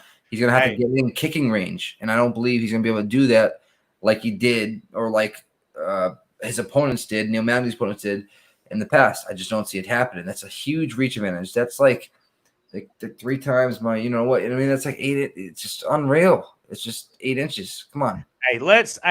Let's take a pause on the call and let's just go right directly to our resident UFC fighter in the building. Hey, Mr. Frank Perez, what you think about this, bro? What you think about Mr. Magny that doesn't really check leg kicks? You got somebody like Rocco. We saw last week with Gutierrez and Morales, somebody that comes out that throws a lot of leg kicks that fights somebody that doesn't check a lot of leg kicks. It could be a disaster. You got an opinion one way or another on this? I think if Magny's smart, he needs to fight in the clinch with this one. You know, I think Magny's he's a road warrior. You know what I mean? It's funny, man. He knows he's very smart and he knows how to play the game. But Martin's stand up is very good. You know, those leg kicks are something else. And the thing about Magny is he's so hot and cold. It's so hard to call him. You know, some fights he comes out there and he looks like a vet, and in other fights he's dry. Yeah, exactly. Like I think in those times, I think sometimes he can use his reach, you know, pretty good, and then other times when he fights, he doesn't seem to use his reach to his advantage, and then he gets kind of lit up on that. Is that something that y'all see as well? Yeah, I agree. I mean, it's like you said, hot and cold sometimes. But the Neil Magny that just came back after that USADA suspension, he looked good against. I mean, Joe, what did you think? Every time I closed it, the past 3 days, I closed my fucking that eyes. guy pooped in my apple pie as well, Magny. So, yeah, I like Magny here a lot. I really do. He's one of my most confident plays, top 4, I would say, especially at minus 125. I mean, I haven't bet him yet, thank God. I would have lost 15, 20 cents on it. The smaller cage, people think that's going to benefit Rocco in his kick range, but I did make a point on odds.com that Neil Magny in the clinch, he's great at putting you against the fence, getting that back, and you mentioned that, Frankie. You know what I mean? So Yeah. I thought I was the only person that saw that, and I think that he can do that with Rocco. He's the bigger guy. He is. Point blank, end of story. So we'll see here. Oh, very Joey, that change your mind? Anything? You still hard on Rocco, bro? I was never hard on Rocco. My boy, On Rocco. All right, bro. No, another It's all one. good. We're just a couple guys talking, bro. It's all good. It's okay. No, It was like I, a bad Just a Friday couple guys hanging out. You know what I'm saying? I was on Magny, but my boy Magny Money he talked me out of it. But I might go back. Haven't nothing official yet. Gotcha. Hey, take a little pause in the call. Nicholas, how about you tell the chat what they need to do, brother? Go to Odds HQ on YouTube, Odds 110 on Twitter. Subscribe, like, please. This content we're doing right now, we're doing for you. If it wasn't for the chat box, we would not be here. If it wasn't for everybody in the panel, we would not be here. So that's all we ask. Subscribe, like, please comment, whether you like it or not. Just thumbs down, thumbs up. I don't give a damn. Just subscribe. I mean, I kind of do. I kind of prefer you hit the thumbs up, Well, but I mean, you know what I mean. But I mean, to each his own. Tomato, Yeah, tomato. exactly. It's cool if you hit the thumbs Tomato, down. I guess or you just get the hell out if you're gonna hit the thumbs down. I'd rather you just hit the thumbs up. But you know what I'm saying. We're streaming from a Traction. platform right now. Mine, Boston Knicks, Odds HQ. If you're watching on your boy's channel, if you're watching on Nick's channel, close it out. Type in on the search Odds HQ. You see it on the screen right there. Boom, Odds HQ. No space in between Odds and HQ. Type that in, hit the subscribe button, hit that bell notification, because hopefully it's kind of like a little pilot episode. You know what I'm saying? So if it gets green lit, was what we're planning on doing. You're going to see this every single Friday. And then if we keep pumping out that content, hey, who knows how many days a week you're going to get to see these pretty faces over here, especially that one in the upper right corner. That's right. But yeah, Odds HQ. And make sure you smash 42 that. people watching live. Thank everybody here. And 27 sure. Let's pump those likes up. Hey, no smash that dislikes, like just like young Nick at 3 ounce just said. Next up on the card, we got Aljamain Sterling versus Cody Sandhagen. You got some stats on this, Mr. Work? Yes, I do. Aljo is 30 years old, 5'7", 71-inch reach. He's 18-3 overall, 10-3 in the UFC, 4-1 his last 5, 18 wins, 2 by knockout, 7 by submission, and 9 to decision. 3 of his last 4 all went to decision. Then we got Corey Sandhagen. He is 12-1 overall, 28 years old, 5'11", and 70-inch reach, so he has a 4-inch height advantage. He's 5-0 in the UFC, and those are all his last 5 fights. His 12 wins, 4 by knockout, 3 by submission, and 5 by decision. 2 of his last 3 to decision. It's Aljo or pass here for me. Yes, sir. As you've seen, I tweeted out Sandhagen's last 3 opponents. What's up? Sandhagen's last 3 opponents. Do you have them? I got them. Yes, I do. His last 3 are Rafael Assuncao, who's on the next fight, John Lineker, and Mario Bautista. Okay. And then Aljo? Aljo fought his last 3 is Pedro Munoz, Jimmy Rivera, and Cody Stamann. Before that, Brett Johns, and obviously his loss to Marlon. Yep. But this is basically a number 1 contender fight, and I know this could be like they could be fighting for the belt. Yeah, you're right. Jose and boy. Aljo's looked better and better and better every fight in his last 4 fights. Yep, I think I agree. He's been getting better and better. And I think Sandhagen's just a tad bit deep under, he's probably got the better striking by a tad bit, but when it comes to I think Sandhagen has really good boxing, really good at going high, low, working the body, making people guess. That's kind of where I only see that he might have a slight advantage here. Sandhagen? I think if this was like a 5-round fight, I would be more likely to go on Sandhagen. He has a little bit more time. With it being 3 rounds and Aljo having the better grappling, and with Sandhagen having pretty low takedown defense, he's been known to get taken down a time or two. I think Aljo's definitely going to go there. I think Aljo can definitely win 2 of the 3 rounds, at least 10-9, secure a nice little, it's probably going to be a split decision. It's probably going to be a close fight. It's one of those fights where you just sit back, drinking an alcohol beverage or a soda. They get you a nice apple juice and enjoy, huh? Maybe an apple pie, but you watch it, enjoy MMA. That's right. Hey, Mr. Perez, what you think about this fight, bro? Are you going Aljo? You going Sandhagen? What you thinking? I think this could be the fight of the night right here. Oh, yeah. I think a lot of people don't know what Corey Sandhagen's about yet. You know what I mean? Thing is, Frankie's supposed to fight him. And when we were doing a little research on him, we kind of found out that this kid kind of plays with TJ a little. They train together. So I hear he would pump the brakes on TJ a lot. And a lot of good striking. The kid's long, he's lanky, but Aljo is very good everywhere. He's got kind of a little bit unorthodox stand-up, but he's a gamer. He likes to wrestle. He's very smart. He's funky, like his nickname. The Funk Master. I like Aljo in this fight, but I think Corey Sandhagen's this is gonna be his stepping out of the shadows a little bit. Everybody's gonna kind of know coming out party, huh? Yeah. Don't you convince me, Frankie. But Corey Sandhagen's very, very, very, very good. When we were doing research on it, and I don't give a lot of praise to a lot of these guys, but this kid just came out of nowhere.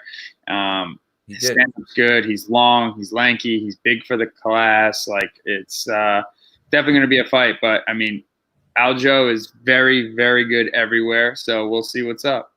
Frankie, as a grappler, the height advantage and all that stuff, right?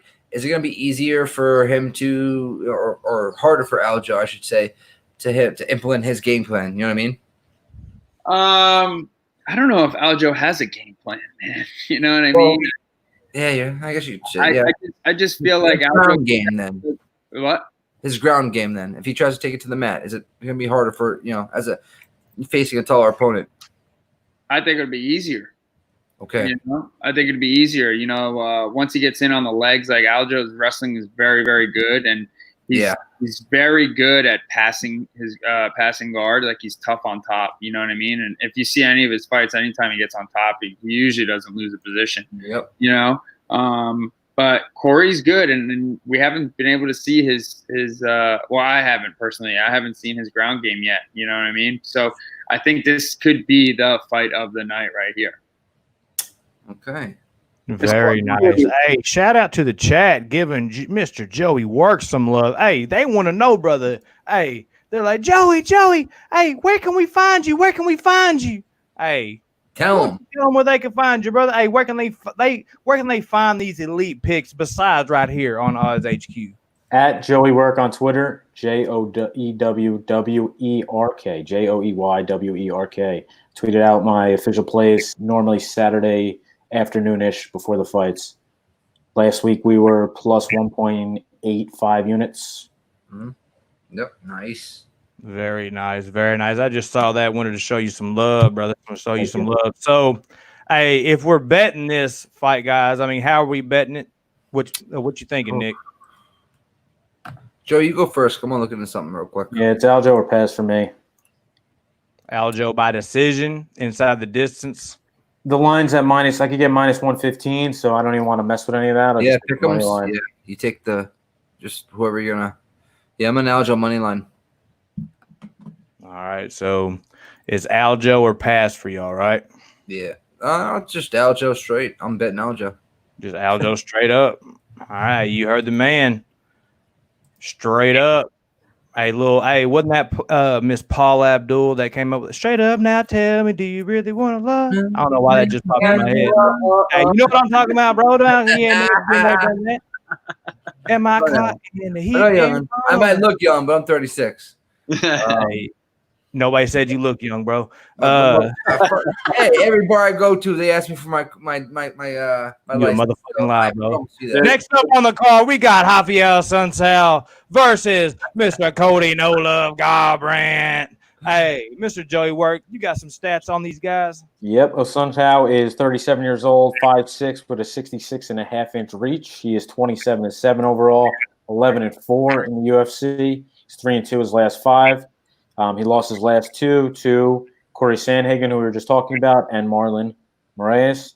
His 27 wins are 13 by decision, 10 by submission, and 4 by knockout.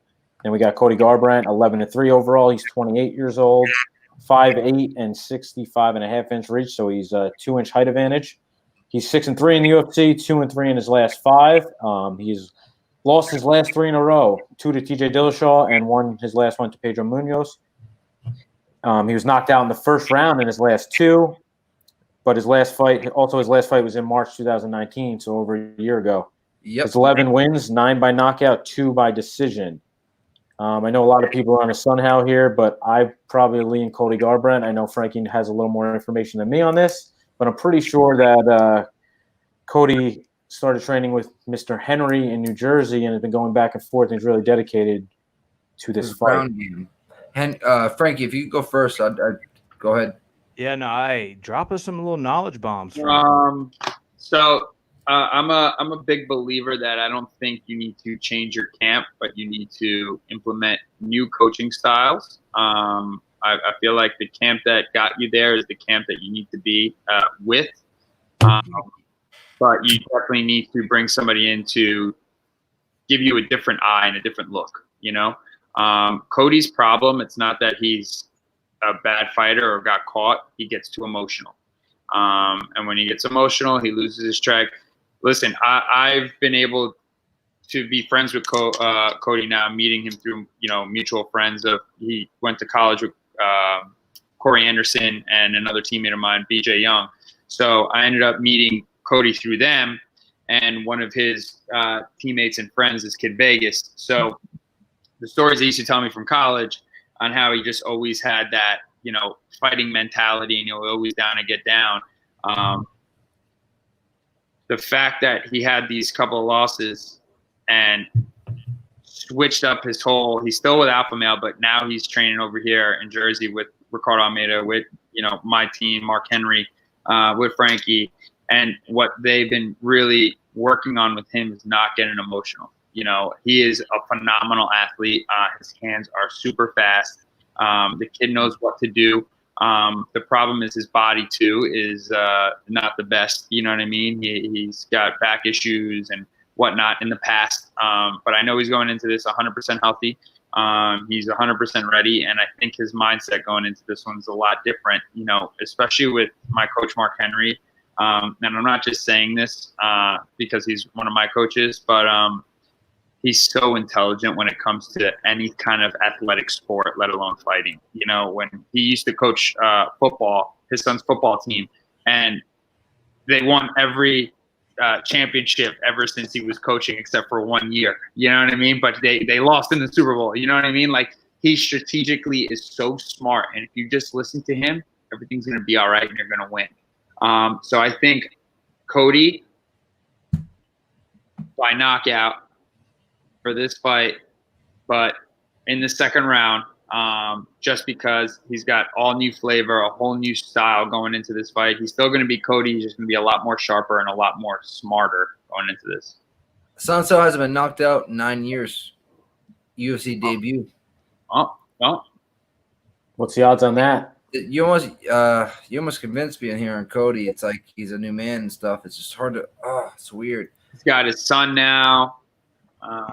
It's just I just feel like it's a whole new leaf. You know what I mean? It's a whole new leaf, and not for nothing, but like our team's kind of on a tear right now. So the last 3 girls just won back to back to back, and they all had great performances. So I'm excited. I'm excited to see Cody and. The last time I talked to him, man, it was like he wants it, and which was cool to see, you know what I mean? So, because like him and I don't know each other, for years, you know what I mean? But for him to like open up and like I can see it in his eyes like he wants it, so it's cool. I'm changing my pick for odds.com. Oh shit, Nicky. Oh shit, Nicky. Hey, what are we talking about here, bro? Huh? Cody Garbrandt. That was my Rafael Assuncao was one of my main picks for odds.com. Oh shit, son. It's going to Cody Garbrandt. You know what's crazy? How it never leaves you. I'm hoping that chin's there still.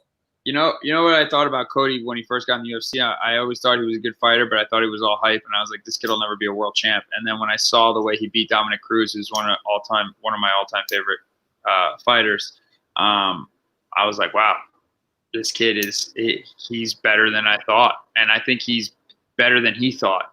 You know what I mean? And then I think just like the fame and the money kind of got to him a little bit, and with the TJ thing, he just got super emotional. His fights, he just gets too emotional. He goes to war. He goes to war and needs to stop that.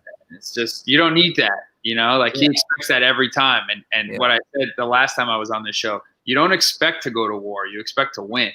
And war just ends up happening through the process. And it's either a go or no go type of opportunity. You know what I mean? Those bloodbaths aren't planned. They just, you get into that, you get that moment itself. You know what I mean? Caught in the moment, right? So,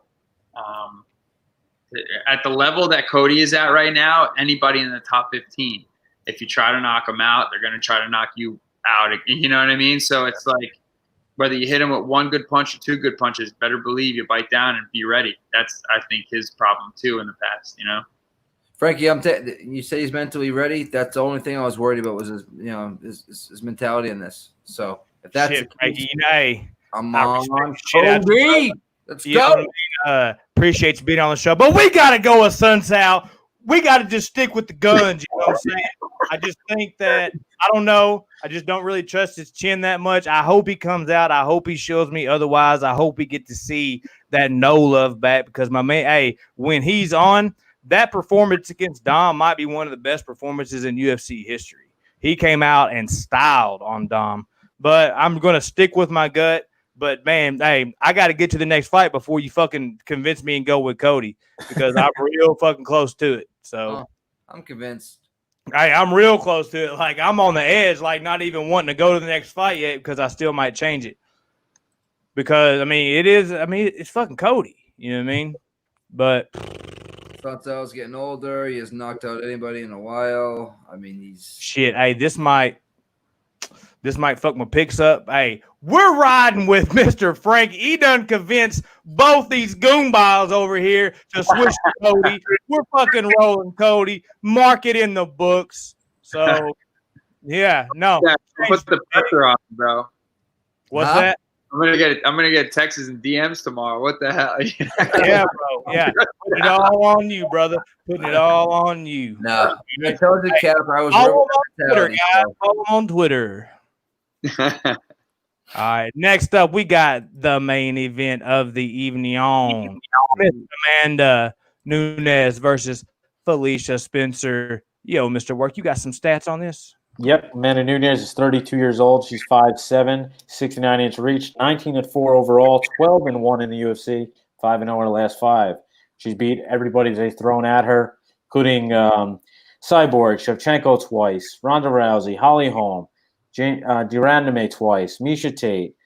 2 of her last 5 went to the distance. Felicia Spencer's 8-1 overall, 29 years old. She's 5'6" and has a 68-inch reach advantage. So Nunes has a 1-inch height advantage, 1-inch reach advantage. She's 2-1 in the UFC, 4-1 last 5. She lost to Cyborg via split decision, but she did give her a good fight. Next best fighter she's fought was Megan Anderson, who is like a stalk, I would say. 3 of her last 5 wins are via rear naked choke, I think. I'm pretty sure the last 3 or 4, definitely 3, maybe 4, but the main events on the last couple of weeks, the underdog has won. Here, if you like the underdog, you can get her at plus 450 somewhere, plus 400. For me, I am not laying minus 600 on Amanda Nunes, but that would be the side I would be on. I got some good props for you, Joey. Yeah, let's hear them. All right, so you can get a Nunes at knock or finish in round 3 at plus 675. You can get round 2 if you want it at plus 450, but I wouldn't take that. I would take the over 1.5 at minus 150 in this. believe it is. Let's see here real quick. And yes, it is. Yep. Ooh, went up a little bit. I'm sorry. Overs 1 night. Well, that went up. So I would actually take that out of the equation. I would bet Nunes at plus 800, I believe it is, or plus 700, second round knockout. Third round knockout or finish is you get round 5 at plus 1675 with Nunes. So round 5, 1675, then you get round 4 at 1075, which ain't bad at all. And then round 3, 675. That's where you play. You play Nunes in all 3 of those rounds, 3rd, 4th, and 5th, I think. I do think Felicia can last 2 rounds, and if she gets into that 3rd, we're in the money. You know what I mean? We're in the money. So that's what I would bet that, if anything. Okay, very nice, very nice. You got an opinion on this, Mr. Frankie? I think it's a wash. I think Amanda's going to just walk through this chick, and it's not even going to be a close fight. Okay. You can get Amanda in distance, too. We talking early stoppage? We talking decision? Yeah, just who did she fight that I was like, I mean, she's tough and all, but I just don't. Duran, maybe she actually went to with her, right? Oh, when she fought Cyborg, that's what it was. Yeah. You know, and it was just like the thing is with like Cyborg beat everybody mentally, so you really can't ever see like, you know, like you could see the girls were so scared of fighting her. You know what I mean? And I mean, it's no point even watching a fight like that. You know, Amanda's not scared. You know, and Amanda's got so much confidence. She's got a new baby on the way. They had a long layoff. You know, I just think I just don't even think it's going to be close. I think Nunes inside the distance minus 170. That's going to be my actually 3-unit play, and then I'm going to sprinkle something on the 3rd, 4th, and 5th round prop. Yeah, definitely within the distance for What sure. was inside the distance? What was the line? You're gonna laugh, and you better jump on it right now. Okay? That's why I'm making me say it again. Minus 170. Okay, thank you. Yep. Inside the distance is minus. Yeah, put it in now. That's money in the bank. That might be mortgage payment. All right, so you busting that Jimmy the Bag bet, huh? No, he doesn't need that. But I'll take that all day. Minus 170 Nunes to finish her in 5 rounds. Come on now. Hey, are you still going to do that sprinkle? What you were talking about? What was it? Tuesday when we recorded? 3rd, 4th. Wednesday, Tuesday, whatever. Talking about taking a shot on that 3rd, 4th, 5th. I'm gonna do 3rd and 4th, and if she gets her on the 3rd and 4th, I win both. You know what I mean? Her getting on the 4th and inside the distance, and that's a banger. You know what I mean? I might put the 5th in there for a smaller bet because it's plus 16 or 1700. But that being said, if I hit all 3 of those and inside the distance, that's money in the bank. That's the best way to bet in the Nunes fight, believe it or not, right now, is the 3rd, 4th, 5th, her to take her out, and then inside the distance as well. Very nice, very nice. Hey, we rode through the whole card. That's right. We broke the whole thing down. So before we leave you, we're gonna drop you a couple best plays, Nick. Hey, what's your best play on this card, brother? In your humble opinion. Give me a minute. In a minute. Yo, you got something in mind? Hey, those wheels is always turning. Yeah, I see you. Yeah, shoot it at me, bro. Shoot it at me. I'm ready. Hey, I'm ready. Thinking, brother. I'm taking Hooper O'Malley parlay minus 110. Best bet. Oh yeah, I like that. I like both those guys. You know what? I'm gonna go main event Nunes inside the distance of minus 170. A big boy bet. Also, sprinkle put a half a unit on each 3rd, 4th, and 5th round stoppage by Nunes. Very nice. Hey, and Mr. Frankie, so you said you could see fight of the night written all over the Sandhagen Aljo fight, right? You just think that's gonna be a banger? That's gonna be a banger. I think that's gonna be the best fight of the night. That's just on me. I feel like Sandhagen's got a lot to prove, and Aljo has been very, very vocal on where his stance is in the UFC, and he's been dying to fight for the title. So I feel like both these guys are going to go out there and get after it. You know what I mean? So very nice, very nice. Yeah, that's the spot, right, Frankie? who wins that gets the next shot, right? Well, between Sandhagen and I would assume, what? It's vacant, right? Yeah, I think they're gonna fight again. Jose and Jan are fighting for it. Peter Jan. Peter. Right. Man. Yeah, that's going to be a great fight, but I think Jan knocks Aldo out. Yeah. I think Jan's very, very good. And I know him and Cody have some bad blood. Yeah, there's a favor, right? Yeah, depending on how these fights go, you might see the winner of Aljo and Sandhagen fight the winner of Assuncao and Cody for the #1 contendership. Oh, wow. Yeah. True that, brother. True that. Anything y'all want to leave everybody with before we close it out? Gerald! Oh, let's go. Oh, GM3. Let's go, Gerald. Let's do this. Joey, anything you thinking? Frank, there's a question here. Hog was wondering what it's like to fight on the McGregor versus Siva card. The fight week environment must have been crazy. Yeah, I mean that was my first fight in the UFC, so it was pretty surreal. Especially at that card. It's funny, man. It's like that's like one of the fights I don't like to even think about because it was the one and only time I've ever been finished in my career, and it was a lot going on. But the Patriots were playing that weekend, so since Conor was fighting, I was on the prelims, right? Everybody was there, at the fight during the prelims. The people were watching. Yeah, Joey was. But as fans, like obviously my fans were my friends and family were going to be there, my fans, whatever. But the stands were crazy already because they were all Conor fans, but a lot of the fans were there watching the football game. So they were watch a fight, then go up to the bar and watch the football game. So the stadium was, I would say, what do you think, Joe? Halfway packed, 50% packed already? Yeah. Yep. It was crazy. So when I walked out, it was walking out to like a pay-per-view event. It was nuts. Oh, wow. So it was a pretty surreal moment. And I remember walking out and seeing my dad. Even though I saw all these people, I saw my dad, man.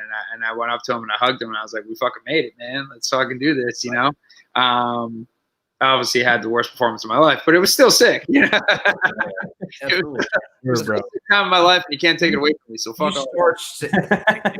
Like nobody have ever done that before. So I've rewatched that fight many times. So that Sam Style fight, was it first round, right?